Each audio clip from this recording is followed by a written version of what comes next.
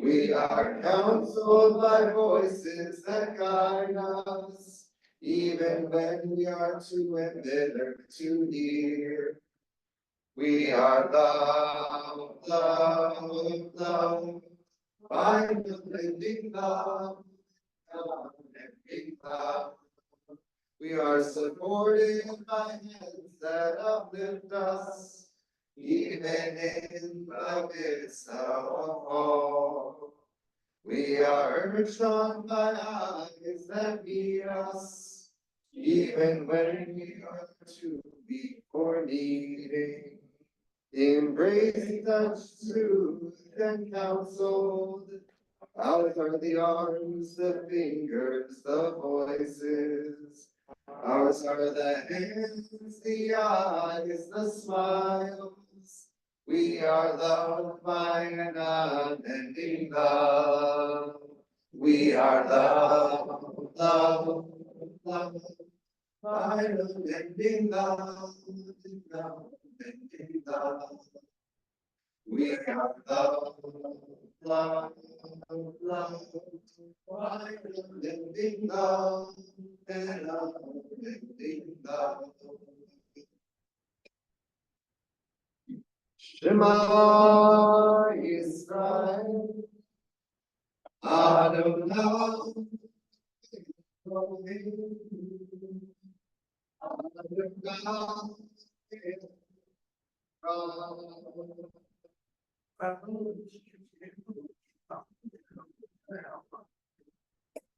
Ve'ahavta et Adonai Elohecha v'kol avavta v'kol nafshecha u'v'kol keotecha ve'hayu hakarim ha'eleh asher anochi metzavecha hayom alecha V'shirata v'lecha v'libartava v'shirata v'lecha v'lecha v'lecha v'shoptecha v'lecha v'shratam le'ot al yadecha v'hayu letotachot v'einecha v'tavta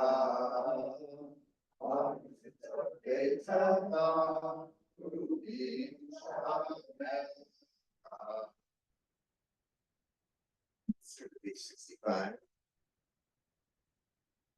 So we recite these words from Torah. Let us always remember that we are free. Let us wear our freedom with pride. Let us wear all our identities in our wholeness with pride. As human beings and as Jews, as lesbians and as gay men, as bisexuals and as trans folks, as genderqueer people and as straight people, as women and as men, as parents and as children, as family and as friends. As we rejoice in Shabbat, let us sing a proud new song and work for the day when all people will walk the earth in freedom and with pride. In the middle of page 66. Leman tizkeru v'asitem et kol mitzvotai v'tem kedoshim le'elohechem ani Adonai Elohechem asher hotzeiti etchem me'eretz Mitzrayim liot lachem Elohim ani Adonai Elohechem, Adonai Elohechem, Amen. On page 70, as we prepare for our Song of Freedom, we'll read these words composed by our very own Alex Carter. I'll invite us to do so responsibly. When I speak the truth to myself, saying, "This is who I am," I take a step out from the narrow place and open a space for miracles.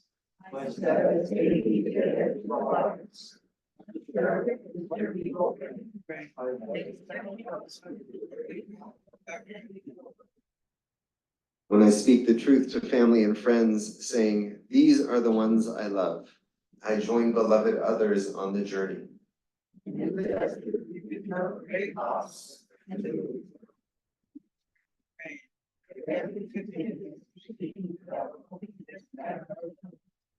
When we speak the truth to each other, saying we are united in our diversity, we create a holy community and embracing army of lovers.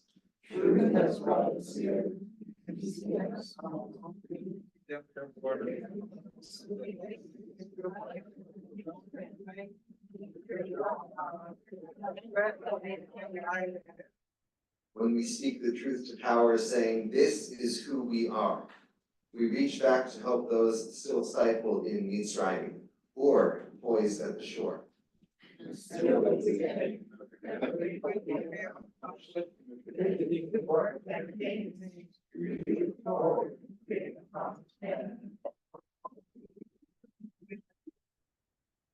Page 72.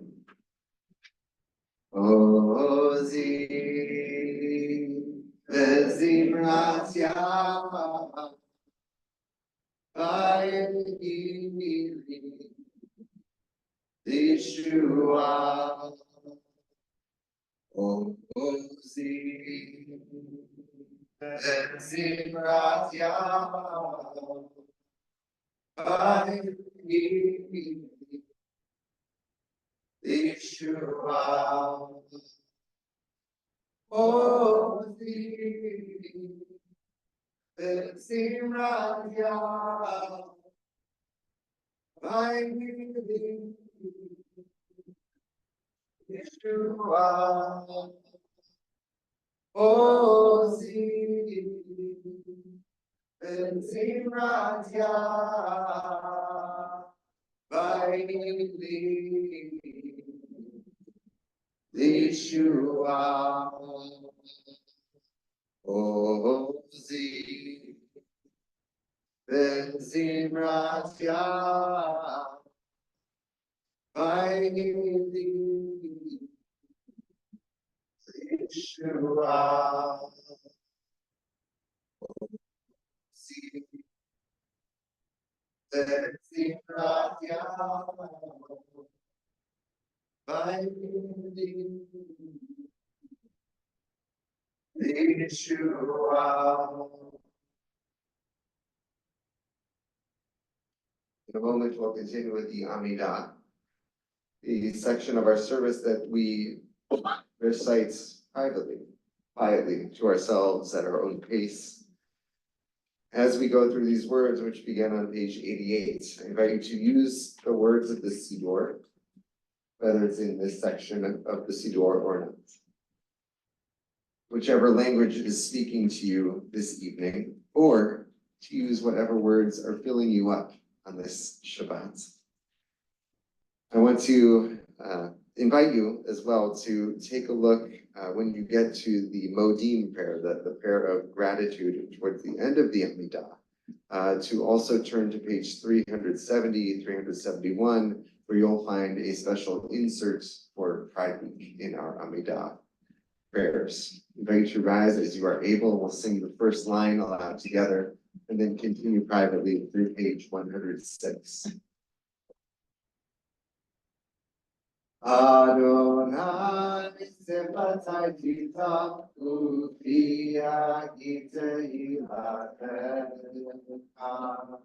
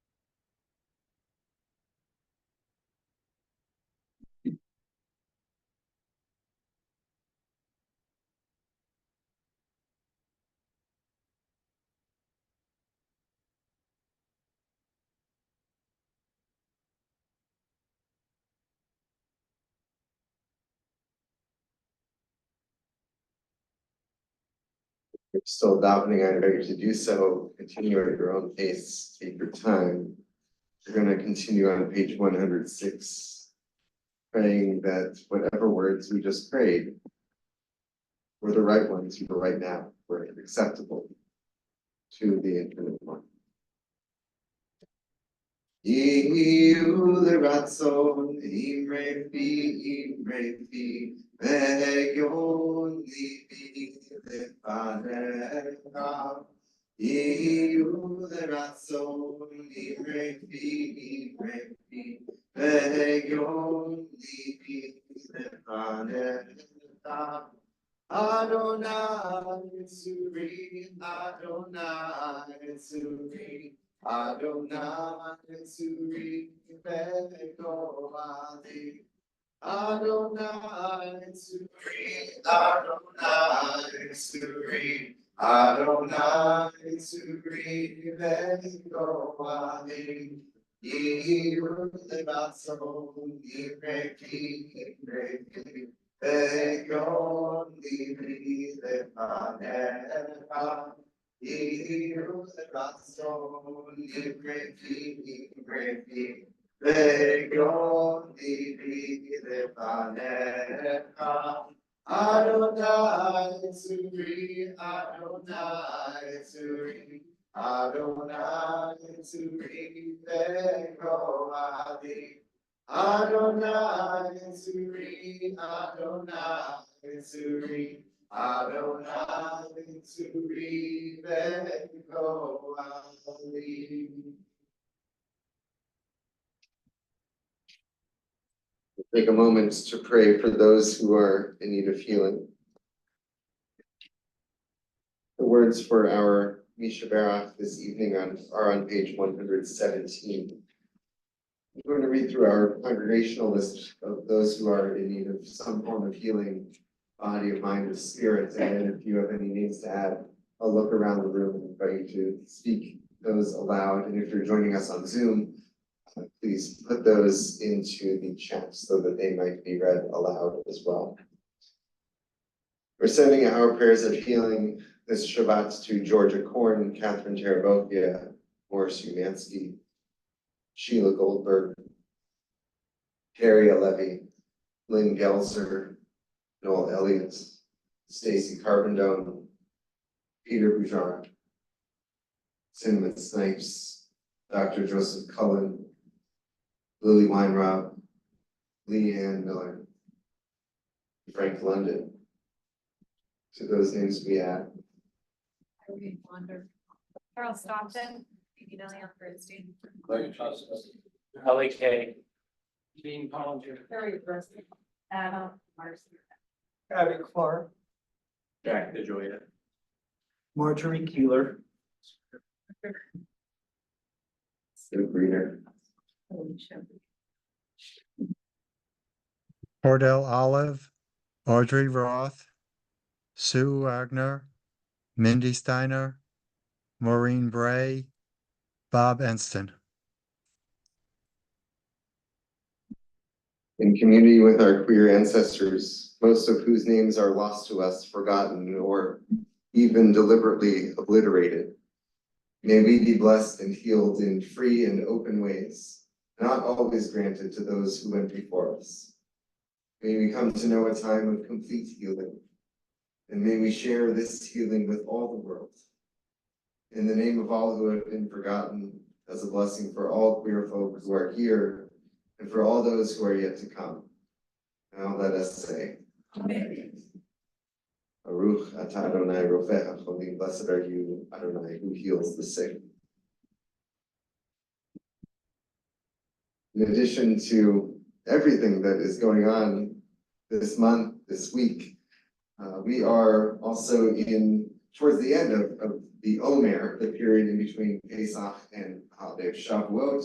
Shavuot begins on Tuesday evening, so we are almost there. And we are going to then count the Omer. We'll begin on page 161. And the day that we are just saying goodbye to was day 45, so that gives you a sense of which day we are counting this Shabbat. I am about to fulfill the mitzvah of counting the Omer, as it is written in the Torah. You shall count from the day after Shabbat, from the day that you brought an Omer, the sheep of the new grain, as an offering. 7 whole weeks until the morrow of the 7th Shabbat. You shall count 50 days. Then you are to bring a gift of new crops to the Lord. May God's pleasantness infuse the labor of our hands. May the labor of pleasantness. Hebrew is 2/3 of the way down on page 160 for the bracha, for the blessing. Baruch atah Adonai Eloheinu melech haolam, asher kishanu b'mitzvotav, v'tzivanu al sfirat omer. Hayom shisha v'arba'im yom, shehem shisha shavuot v'arba'im yomim la'omer. Today is the 46th day, which is 6 weeks and 4 days of the Omer. Almost a revelation. Page 128. We look ahead to that day of oneness, of a repaired world. We call on ourselves and one another, L'takeno olam b'malchut Shaddai, to repair, to fix the world. For the sake of the Holy One and for ourselves, I invite you to rise as you are able.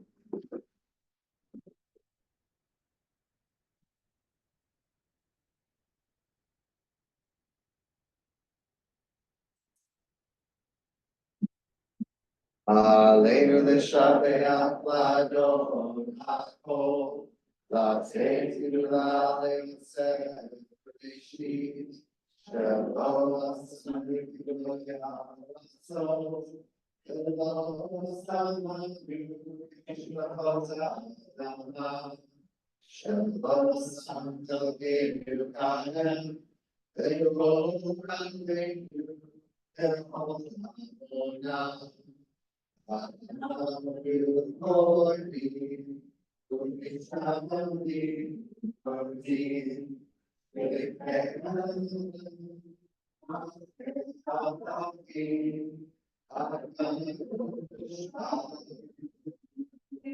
Bottom page 130. Hakatu v'torah Adonai lo le'olam.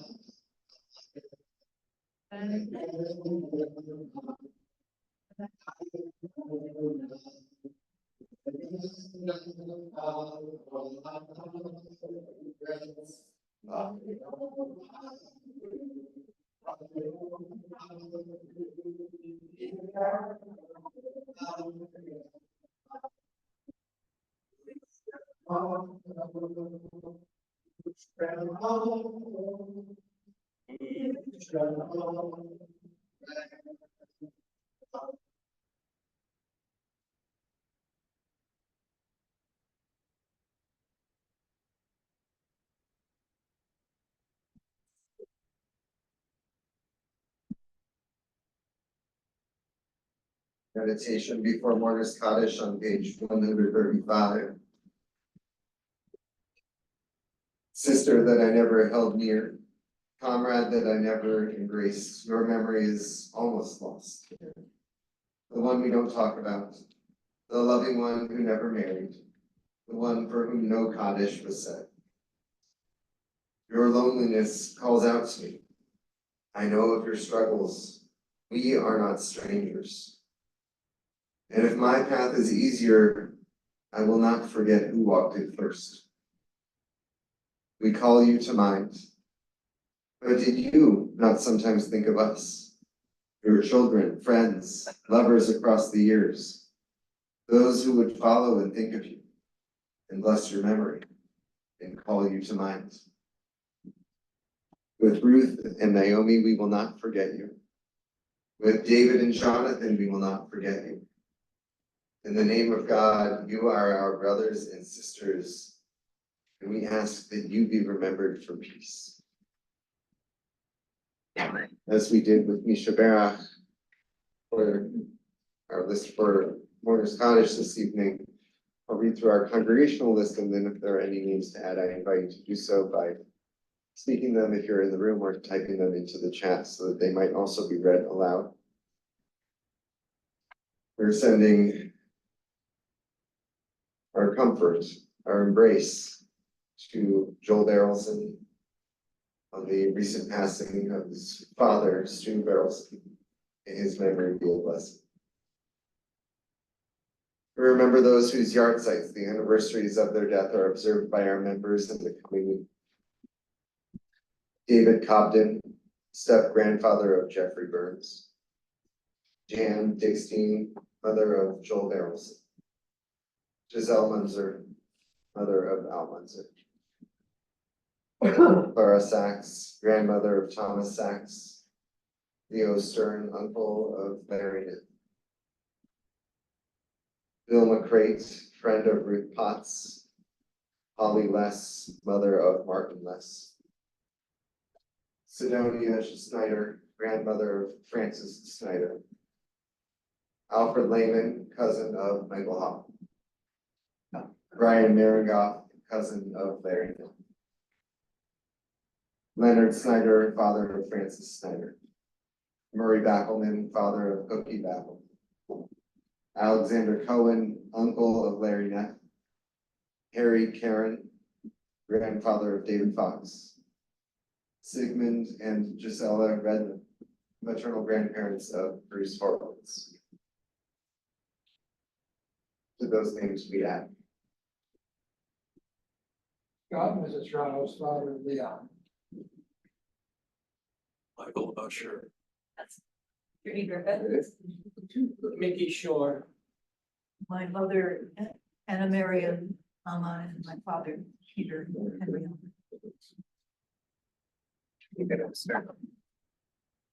Hermine Gladstone, my mother.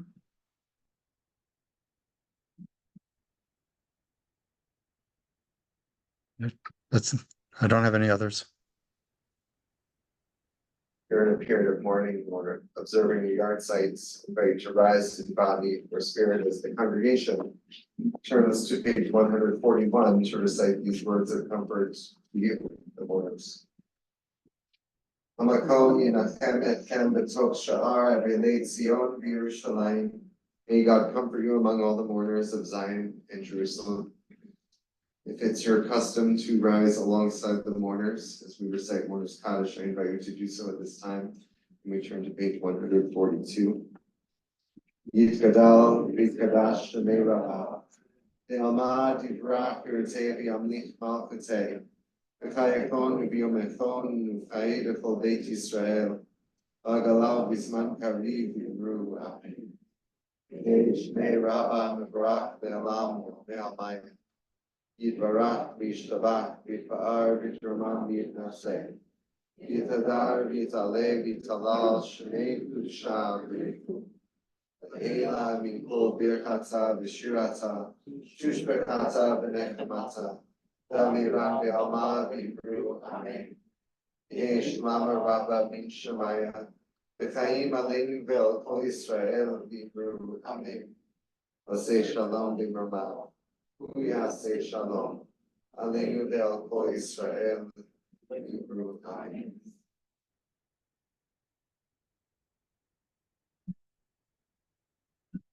Oseh Shalom B'Roma. Yaseh Shalom Aleinu. Ve'al kol Yisrael.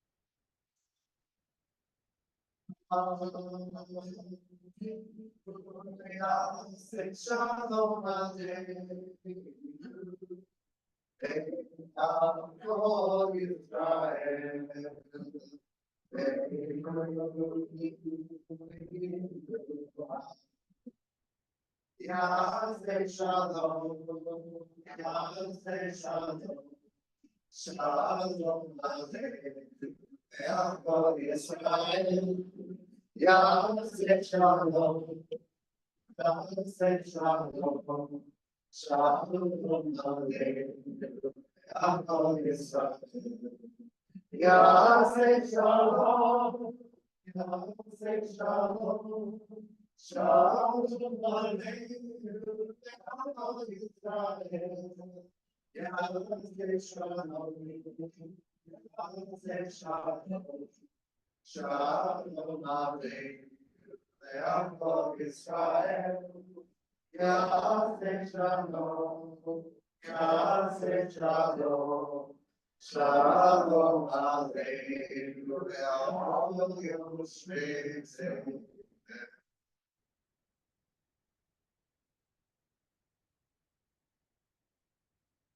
To invite Alfredo to the Dima to share a few brief announcements on behalf of our board of directors.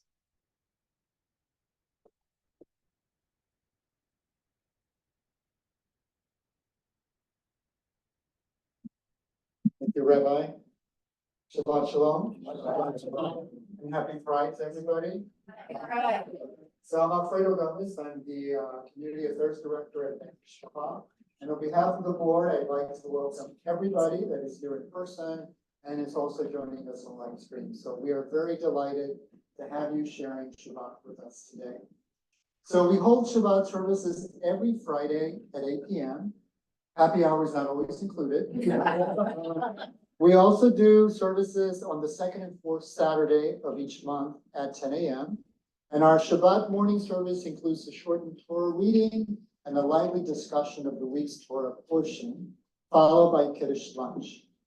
We thank our service leader tonight, Rabbi Jake, for a wonderful service. Thank you very much. We also would like to thank the Joel Murray and Wolman Honeg and Kiddush Fund for sponsoring tonight's Honeg. We invite you to consider sponsoring a Friday night Honeg or a Saturday Kiddush lunch. To reserve a date, you can email our membership director, Mindy Gassalter, who is on the front row, and Mindy at membershipdirector@betmish.org. As we begin our Pride Month tomorrow, we invite you to join us for one of our many upcoming programs. So join us tomorrow for our Shabbat morning service at 10 a.m., being led by Rabbi Jake. We also invite you to join us tomorrow at 3 p.m. for the Capitol Pride Parade. Our contingent, which is a mix of Jewish community partners, will be meeting in the orange section. The entrance is at Rhode Island Avenue and 15th Street Northwest, not that very far from here. And for more information, please reach out to our executive director, Josh Maxey, who was in the back, but he disappeared, so he's running around and attending to things. So you can email him as well. He is executive director at betmish.org. On Sunday, June 9th, we hope to see you at the Capitol Pride Festival. Stop by our booth to learn more about us and our community partners. And lastly, on Monday, June 10th, the Bet Mishpachah community is invited to attend the 2024 Pride Interfaith Service at the Foundry United Methodist Church.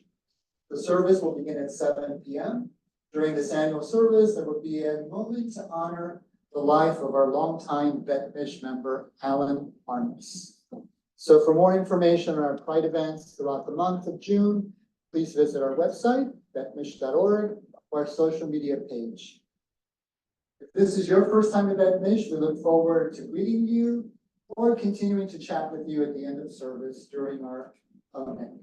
So once again, welcome to you all and Shabbat Shalom. So at this point now, I would like to call on Joe Pomper, our Director of Programs, to introduce our speaker.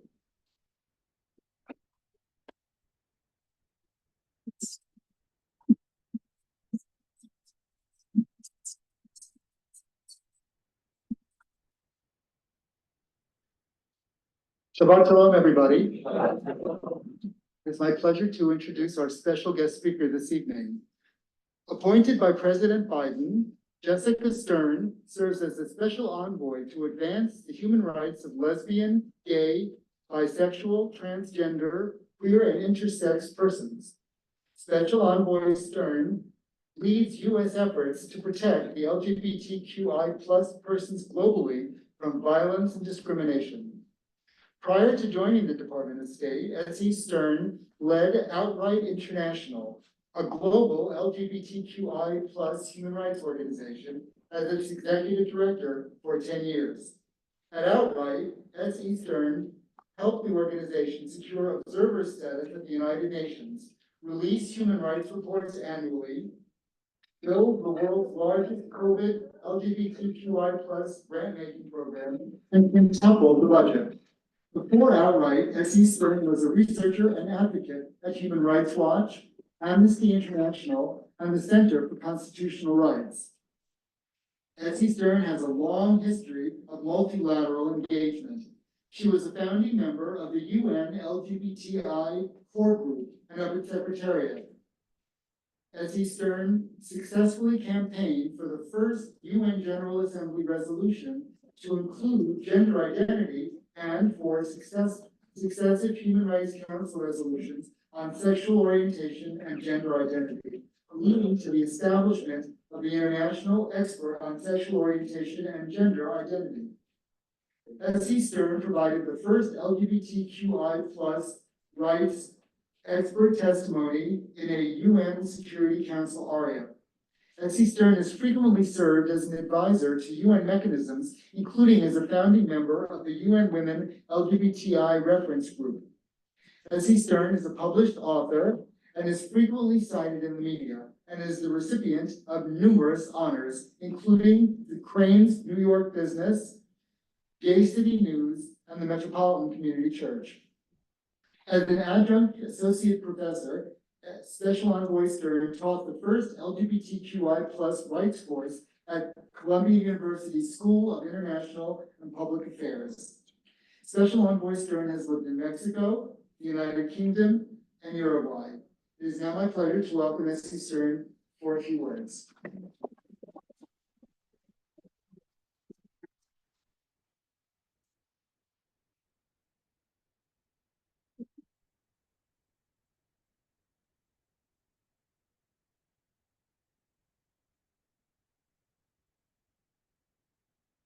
Good evening. Can everyone hear me? Yes.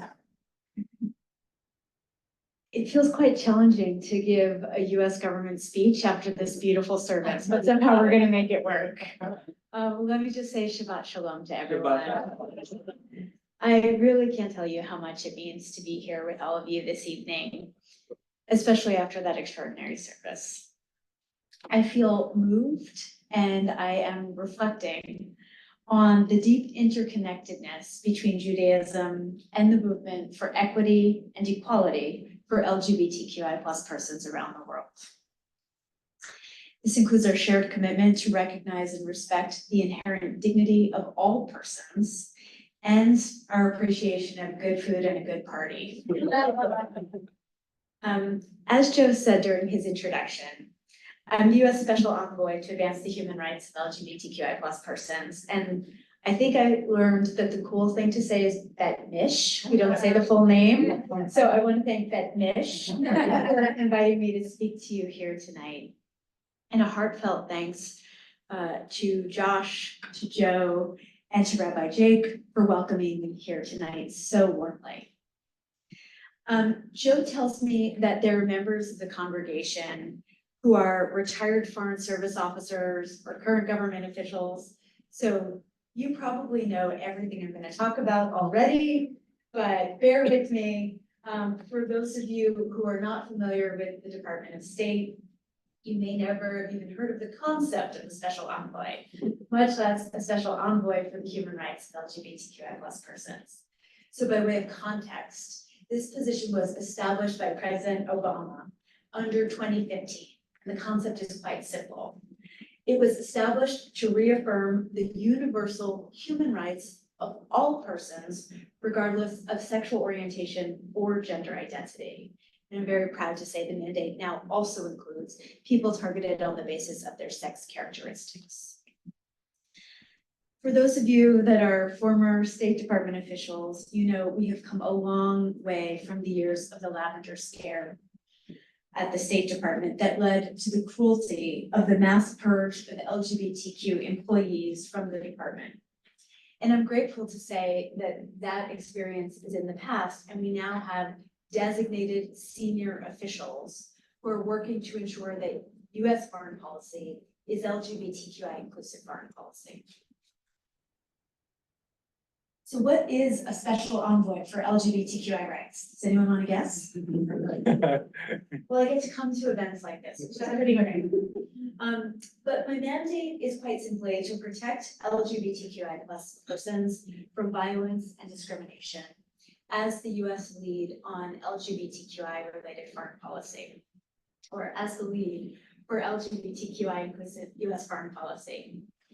And for those of you that would like to do a little bit of light reading on Pride weekend, you can read the 2021 White House memorandum on advancing the human rights of LGBTQI plus persons around the world, which actually dictates what my mandate is.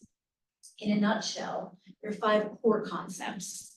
One is combating the criminalization of LGBTQI status or conduct around the world. Yes, thank you. Well done.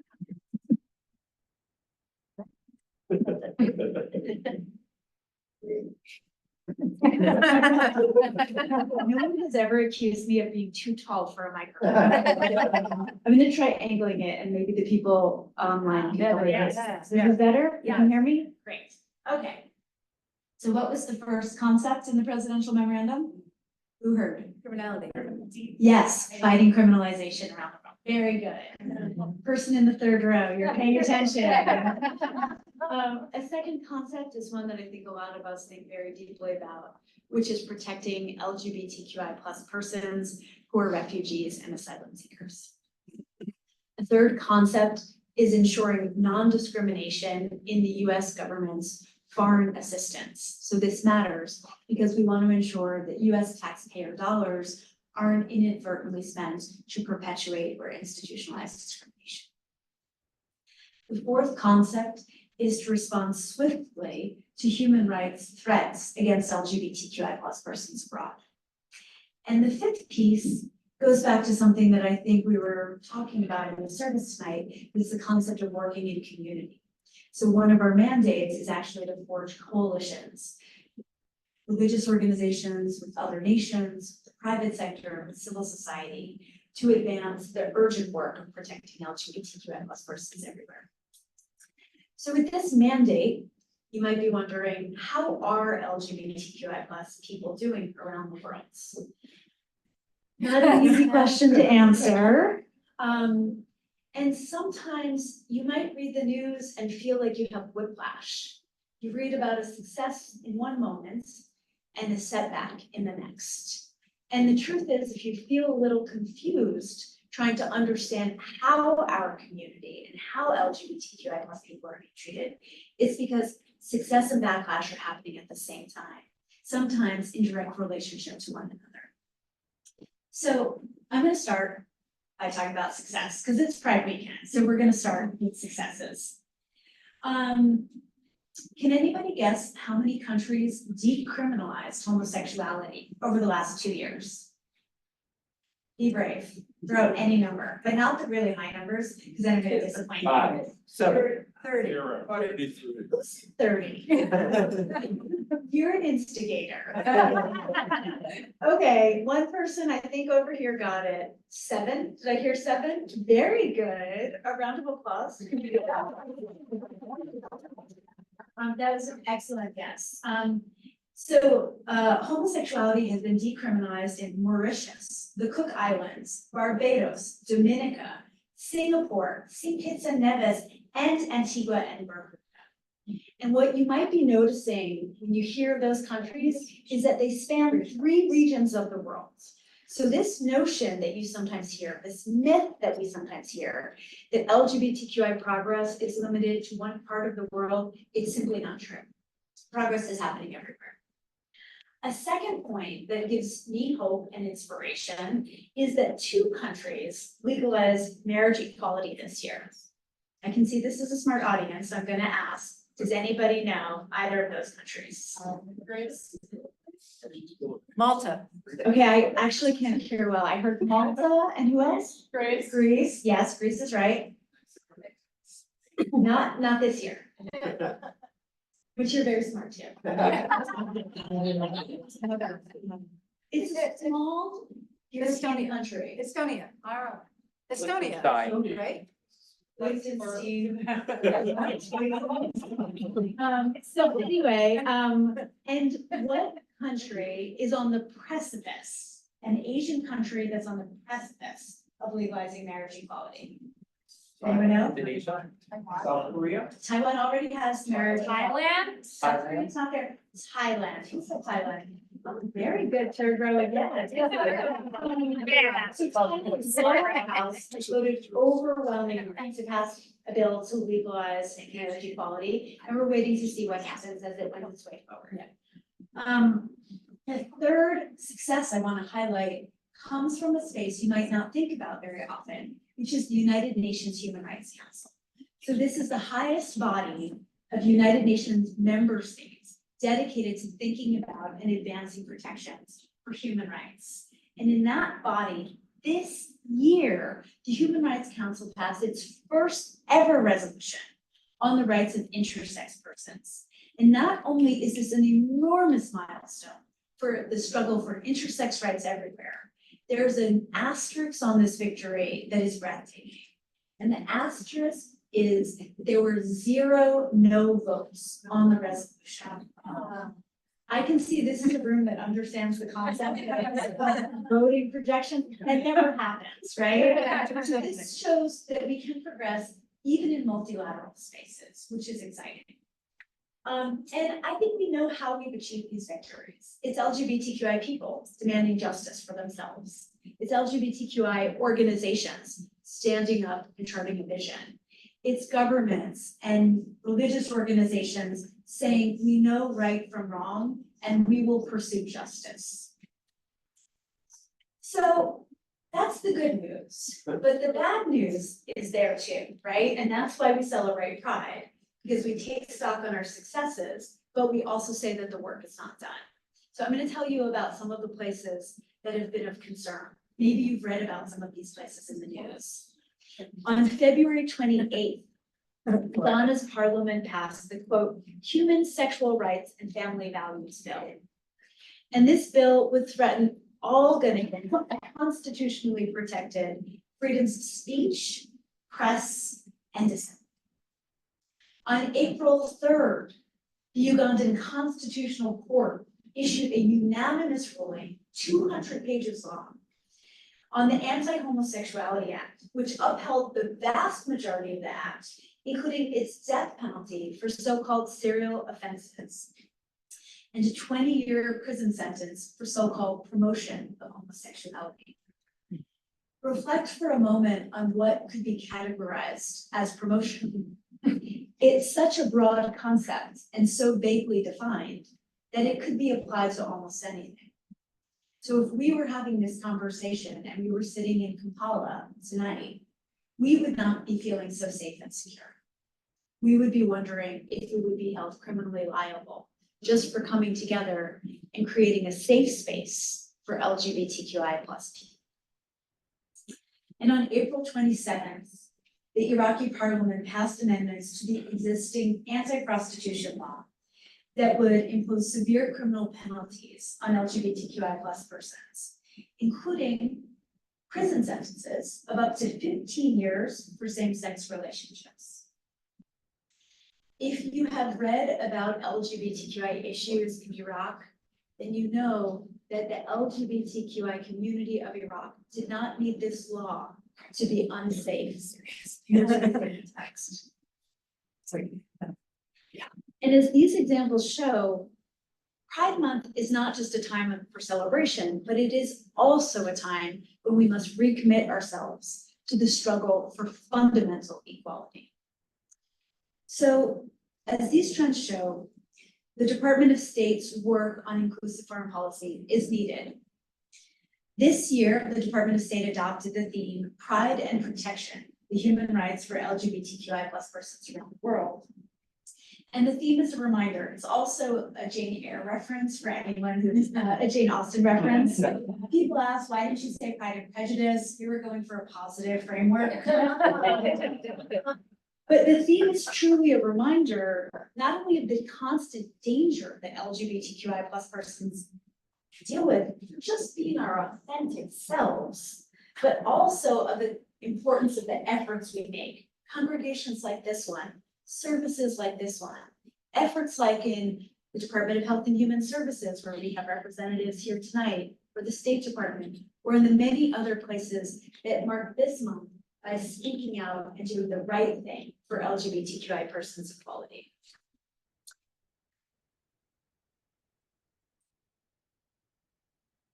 I think that the theme also, it not only emphasizes the need to protect LGBTQI plus persons from harm, but I'll be honest, I think it also recognizes the importance of celebrating the spirit of pride and to hold fast to the traditions that we hold dear, including stopping and saying that with LGBTQI communities, we also have LGBTQI plus joy, right? That we fight for recognition of who we are and to create spaces that protect and honor who we are. And we know that at a time when anti-democratic actors are seeking to instrumentalize LGBTQI issues in elections near and far, the work that we're doing to protect LGBTQI plus persons requires that we proclaim that LGBTQI plus people and their families are valued and deserving of respect, not just in Pride Month, not just 1 month out of the year, but year round. So I want to draw to a conclusion, and I just want to say, I think this is also a time to feel inspired by our impact as individuals. So what can we do as individuals and community? Well, we can keep engaging, we can keep learning, we can keep speaking out. And most importantly, we can keep being visible as Jews, as members of the LGBTQI plus community, and as both. Because visibility matters. Being and bringing our whole selves into this world is not only a gift to ourselves, but it is a gift to our shared communities, including our global community, and to everyone who seeks justice. And lastly, this is also a time for dialogue with our communities, our families, and our friends and our colleagues to ask what they can do to help support the full humanity of LGBTQI plus persons everywhere. So with that, I just want to say thank you so much for having me here tonight. Shabbat Shalom and happy Pride.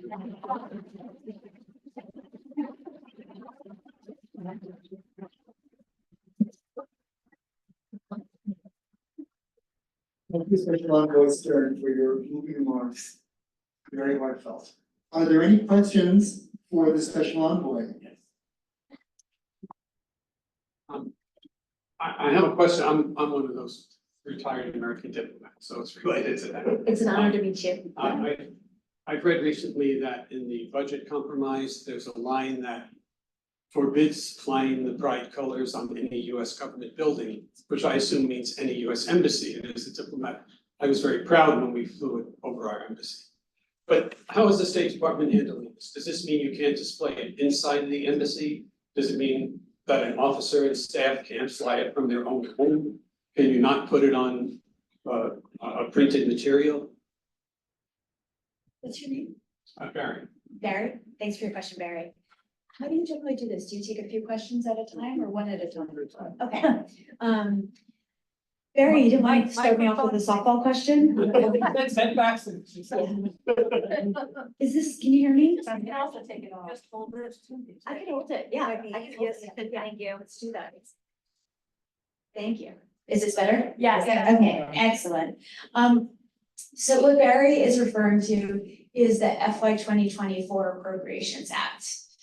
So let me just clarify what the act says. And my colleague Amy Breslow from the Department of State has also been intimately involved in making sense of the language of the act.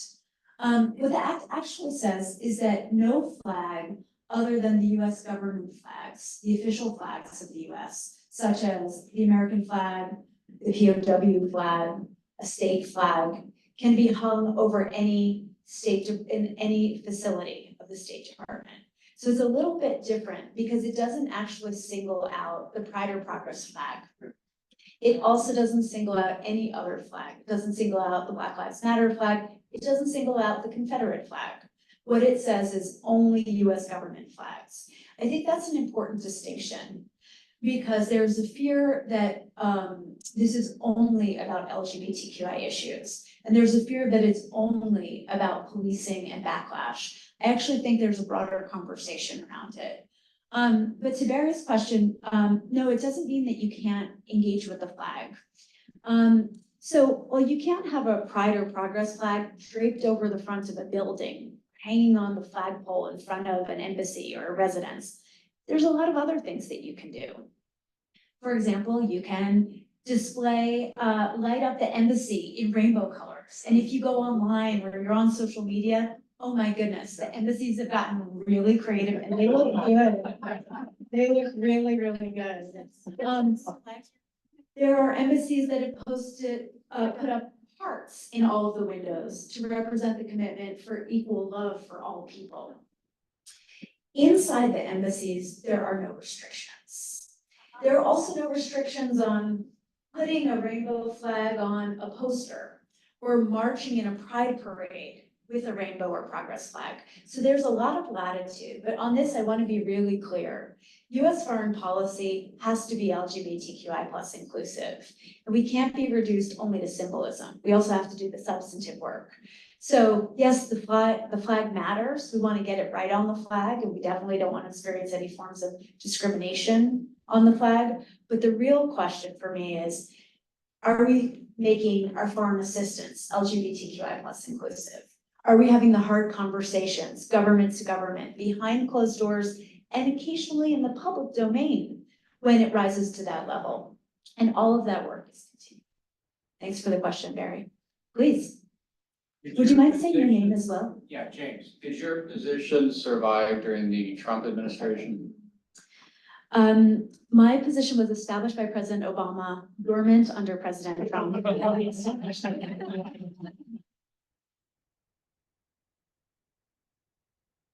Hi, I'm Jacob. It was funny when you had asked us how many countries decriminalize homosexuality. The question I went to was, well, how many are still left to go? Like, what's the top number?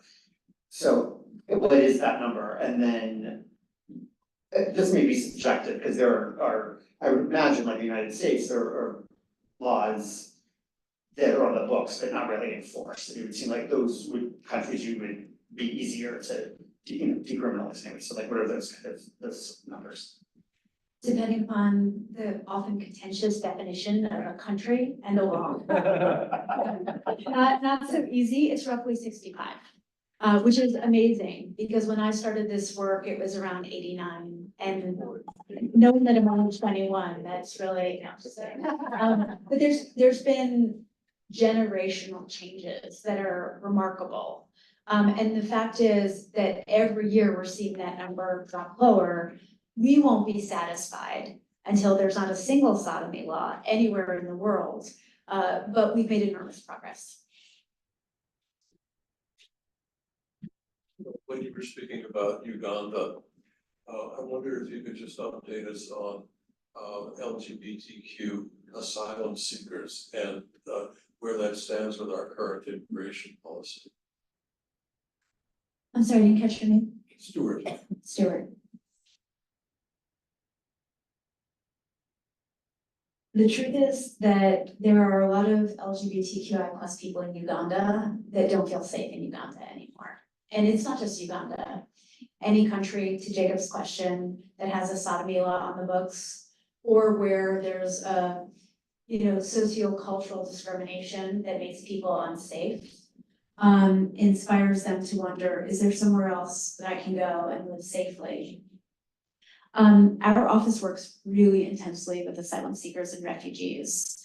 I'm not an asylum expert or a refugee expert, but we have a person in our office that does this work full time. I'd love to say we have 100 people working specifically on this issue. You could give me 100 staff and we'd still have more asylum seekers and refugees to help. But I can tell you there's a program within the State Department, it's the Bureau of Population, Refugees, and Migration. And they are one of our staunchest allies, really deeply committed to ensuring that there are implementing partners. In other words, organizations that literally focus on the safety and security of LGBTQI refugees and asylum seekers that are our partners, that are advising us and that are bringing LGBTQI asylum seekers and refugees' names directly to the State Department. Thanks.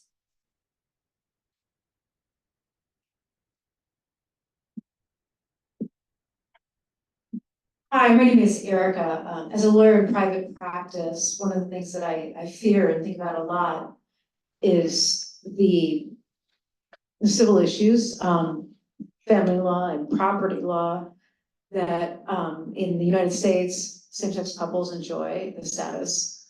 And I'm wondering if there's, I mean, of the priorities that you listed for the State Department, that was one thing that I had this visceral sense that was missing. And I'm wondering if there is any authority for the State Department to enforce the family and property status of same-sex couples, and push for that across the world. And that's the one thing that I fear if the administration should change, where we could experience a real regression. So if you could address that, I'd really appreciate it. Thanks so much, Erica. The good thing is that US law is crystal clear on equal marriage. So our US foreign policy directly correlates with our domestic policy. And we not only have a Supreme Court ruling, we actually have legislation that passed in a bipartisan way in Congress protecting equal marriage in the United States. This is a Congress that has difficulty passing much more apolitical pieces of legislation, but this got through. So it gives me a mandate, it gives our colleagues a mandate. So absolutely, we talk about family recognition around the world. This is not a new concept in our foreign policy. We have to do it because our mandate is to fight discrimination and violence around the world. And one of the places that people experience the most discrimination and violence is when their families aren't safe. I don't wanna, bring you to tears, but some of the stories that I hear about attempts at family separation they shock the conscience. So one thing that I've been really proud of is that in some of the most significant steps forward on marriage equality in recent years, the US Embassy and often the US ambassadors have been a huge part of driving that progress. The first time I met the US ambassador to Greece, I said, people are fighting for marriage equality. What do you think of that? And he said, I'll talk about it in my speeches. And then after I learned that Latvia was on the verge of legalizing, I don't remember if it was civil unions or marriage equality, maybe someone here remembers. But I learned that our ambassador and our embassy had done a ton of work, not just because they got the idea from Washington, but because they were talking directly with LGBTQI people at the country level who were articulating a strategy for social acceptance and legal momentum. So I feel really proud of the work we do on this. It's not always as visible because it is generally behind the scenes and slow work, as you obviously know, but it is happening every day. We'll take one more question. Until this evening, I was much more familiar with the work of Deborah Lipstadt. And I wonder whether there is any overlap or coordination between the different special envoys on anti-Semitism and, of course, LGBTQ rights. And what was your name? Al Munzer. Al? Nice to meet you, Al. You're really winning at the rainbow accessory. Very good. Absolutely. We actually have a group. It's very informal, but Deborah and some of the other special envoys, there's like different titles, but we all have sort of similar concepts. Special representative for racial equity and justice, ambassador for anti-Semitism, ambassador at large for religious freedom, special advisor on international disability rights, and so on and so forth. As long as it has the word special in it, you're But we have a group, and the point is we all have a mandate focused on human rights. And whether you're working, as Deborah is, to stop anti-Semitism, or as Desiree Cormier-Smith is, to stop racism, or Sarah Minkara is to tackle disability justice, we find that the framework is the same for all of us. We need discrimination to end, right? We need to be treated like full human beings. We need to be protected under the law. So we have a secret name, but I'm gonna tell you guys because you seem very trustworthy. And it's called the Avengers. The Equality Avengers. Okay, well, thank you very, very much for this.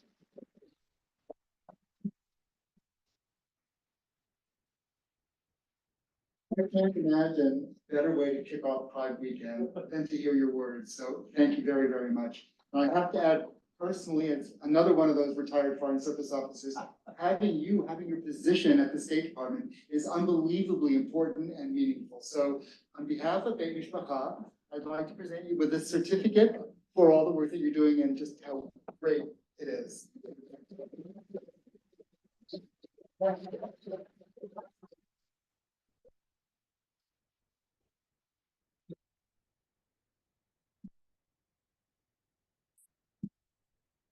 Thank you. Shabbat shalom, everyone, and happy Pride. We are going to do Kiddush and Motzi here in this room, and then you can go out to the entry area near the library, where you can nosh and shmooze and all of those wonderful things.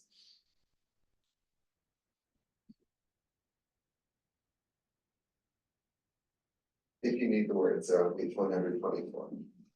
Baruch atah Adonai Eloheinu melech haolam, borei v'ri ha'tafel.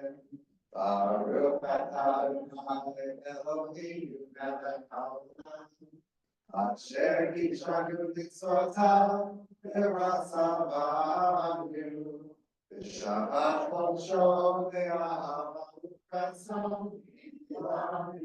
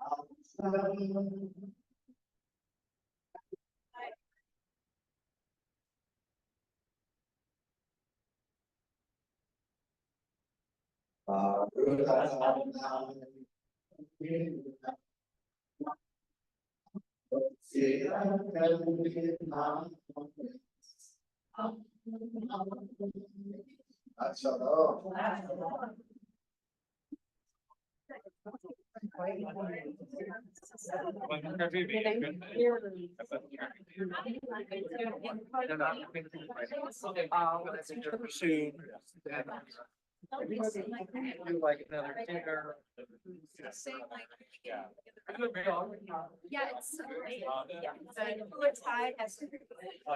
Yeah, well, the other reason that I knew Douglas, are we unmuting? I want a big dog, but they're both like under 45. Yes, feel free. I'll mute the K-hole. So, Okay. hi, bye, everybody. Shalom. Shabbat shalom. Shabbat shalom. Happy Pride. Happy Pride. Happy Pride. Shabbat shalom, y'all. Shabbat shalom. Yeah, Ruth can say y'all. Maryland is a southern state. That's right. South of the Mason-Dixon line. So is Northern Virginia. Well, yeah, Northern Virginia, actually. I learned y'all here as opposed to Maryland, but. So I was told I met a woman at work yesterday, and she told me that I have a southern accent. Oh no, Douglas. Oh, And I no. was like, I grew up on Long Island. Now, how do I have a southern accent? South Well, of Connecticut. You've been living here too long. Yeah, Maybe. she moved down to West Virginia. Southern New York? Although, yeah, you just slid over an R there. I think she got a little confused. You should have met me when we left Montgomery.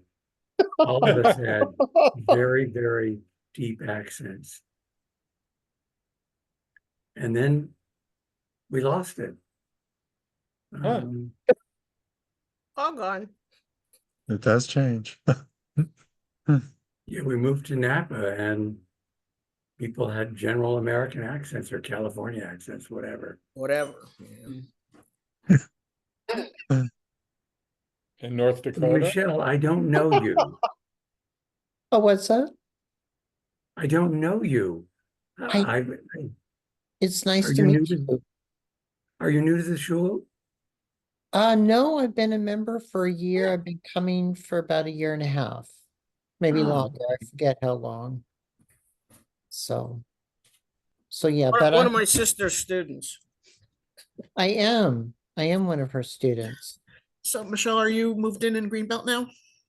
I am pretty much, yeah. I'm Right. almost into my new home. I got all my artwork up. I'm not planning on moving again ever. I am not planning on moving. So, I hear that. I was in Greenbelt this afternoon and I thought of you. oh, that's so sweet of you. You should have stopped by. I'll have to give you my address. Yeah, I was over at the community center giving blood. So Oh, okay, yeah, yeah. yes, I've decided to just burn my house down. I can't move it all.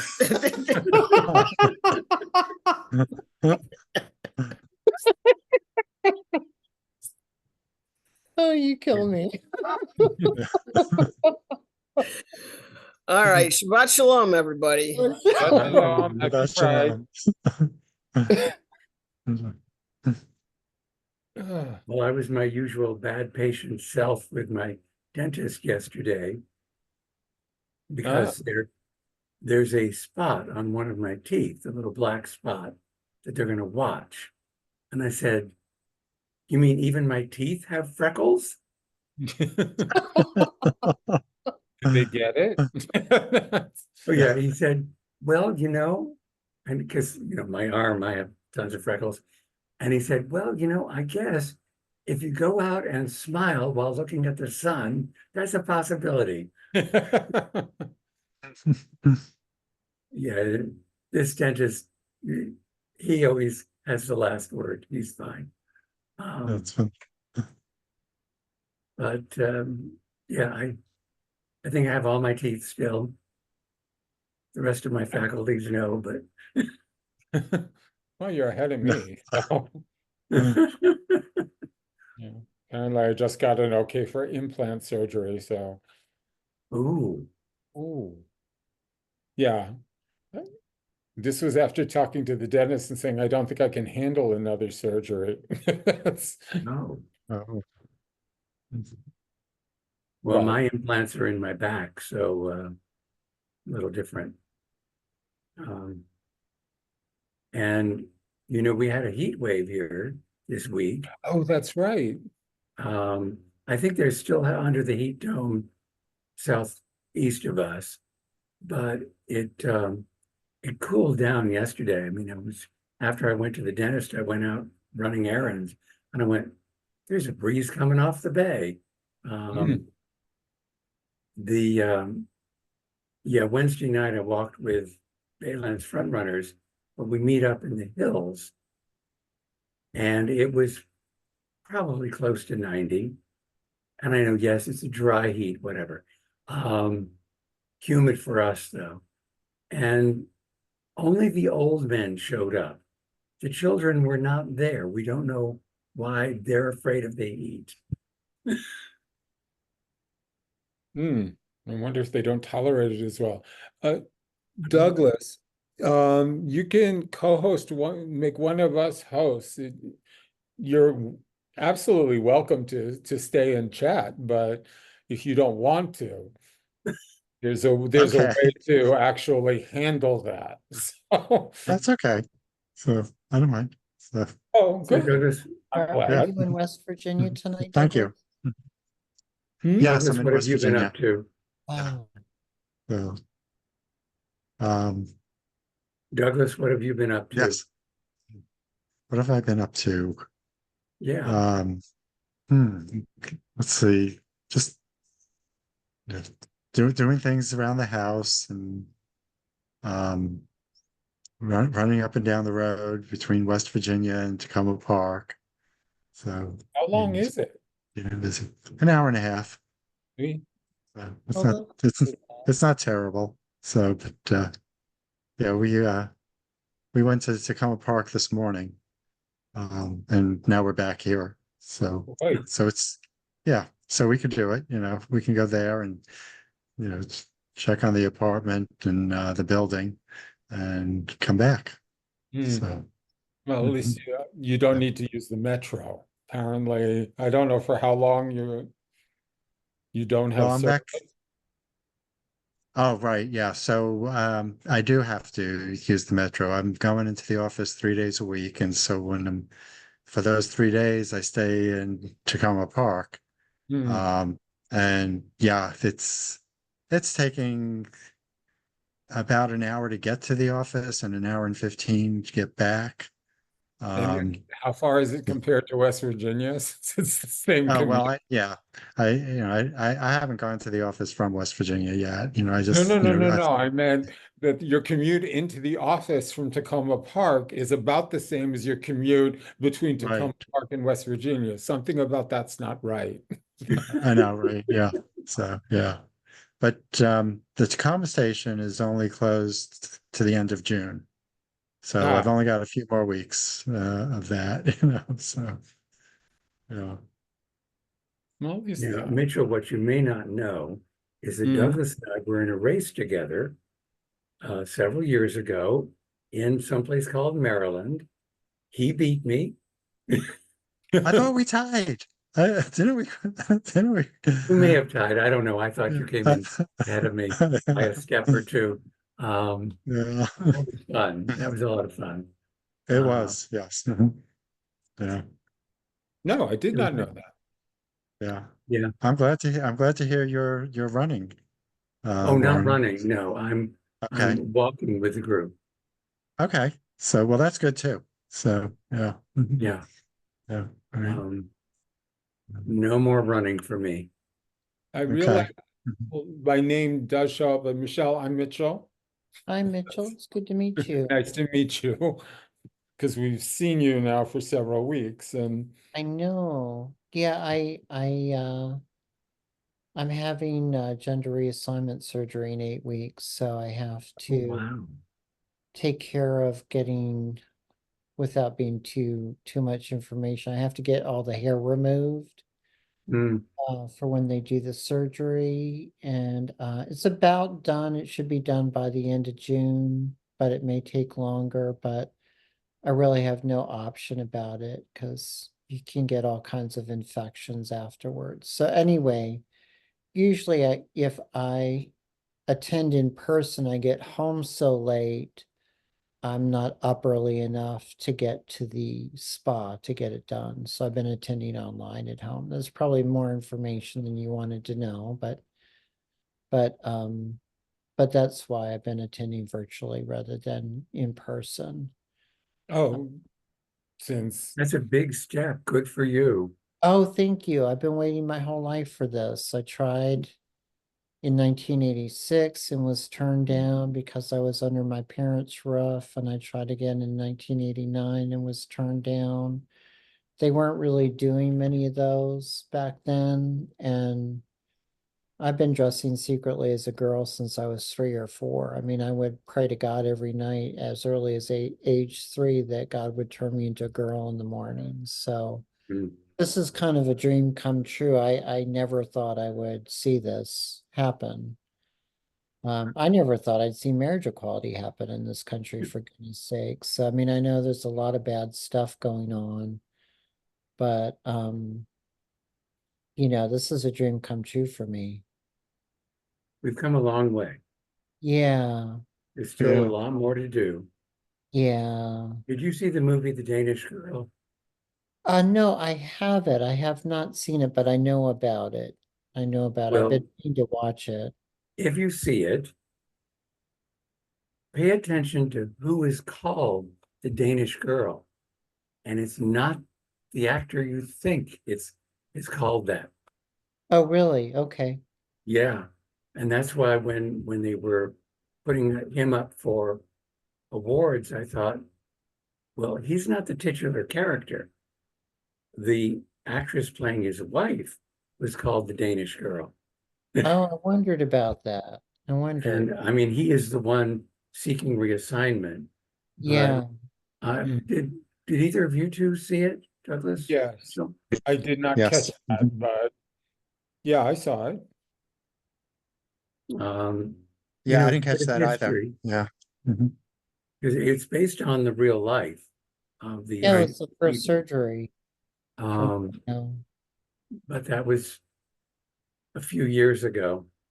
Yeah. Things were not good. No, no, they were not.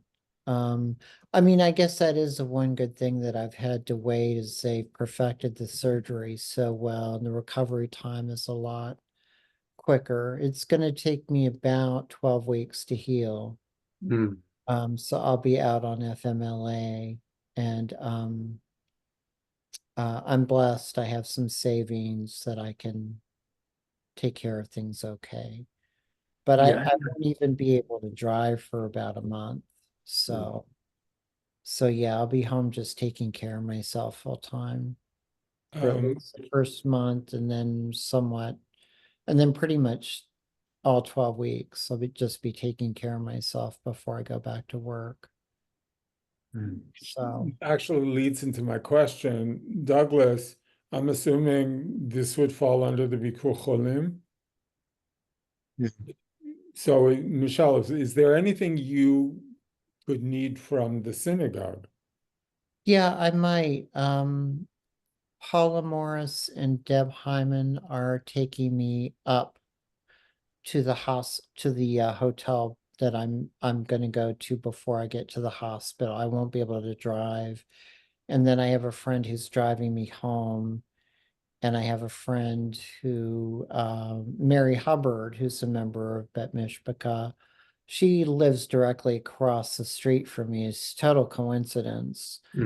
But she's going to take care of my cat and offer to get groceries and things like that. But I don't want to put too much on her either. No, we have an actual committee Yeah, that's no, that'd be great. designated to help members. So if you need something, please call on them. And I will. if I'm not on the committee, so it's really easy for me to say, but Douglas, I'm assuming they then will sort of farm it out. Part of what they do is find people to help. That would be great. So that's there that I think it's BIKURCHOLIM@bitmish.org. Okay. Is that right?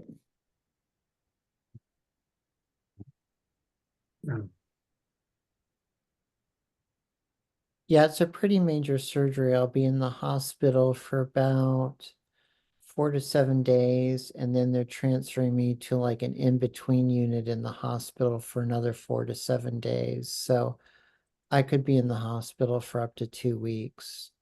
It would be nice to see people, you know. I'll be at the MedStar Plaza Medical Center in Baltimore for it. My surgeon used to be head of the gender affirming care unit at Georgetown, but then the Catholic bishops decided to not give transgender people medical care, so he moved to Baltimore. At least you could move. Good thing. Yeah, yeah. So, and I actually have a girlfriend, a trans girlfriend, who's going to the same surgery. Thank you. Thank you for the, I'll write that down. I have a girlfriend who's getting the exact same surgery with the same surgeon 2 weeks before I am. So we may overlap in the hospital. Thank you for the email address. I will write Yeah. that down right now. Yeah. I just sent it to Michelle in the chat. No, that's what I figured. Yeah. Still getting used to my computer, which does not show stuff the way my old computer did. So the chat doesn't show up unless I move my cursor. So I have no idea. I only sent it to Michelle. So, but No, I believe that's great. yeah. Okay. She Yeah. acknowledged it. Thank you, We're all Douglas. good. I just don't know what all my needs will be until